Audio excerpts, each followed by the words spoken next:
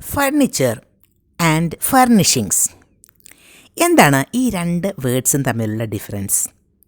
എല്ലാവരും എപ്പോഴും കേൾക്കുന്ന വാക്കുകളല്ലേ, എപ്പോഴും ഉപയോഗിക്കുന്ന വാക്കുകളും ആണ്. Table, chairs, sofas, shelfs, beds, couches and cabinets എല്ലാം ചേർത്ത് ഫർണിച്ചർ എന്ന് പറയാം. ഫർണിച്ചേഴ്സ് എന്ന് പറയാൻ പാടില്ല. പ്ലൂറൽ ആക്കുമ്പോൾ ഫർണിച്ചർ എന്ന് തന്നെ പറയണം. ഫർണിഷിങ്സ് എന്താ? അതിൽ ഫർണിച്ചർ കൂടി ഉൾപ്പെടുത്തിയിട്ടുണ്ട്.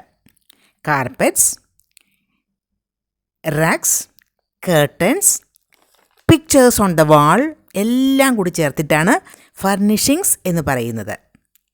ഫർണിച്ചർ എപ്പോഴും സിംഗുലർ നൗൺ ആയിട്ട് മാത്രമേ ഉപയോഗിക്കാൻ പാടുള്ളൂ. അതുപോലെ ഫർണിഷിങ്സ് പ്ലൂറൽ നൗൺ ആയിട്ട് തന്നെയാണ് ഉപയോഗിക്കേണ്ടത്.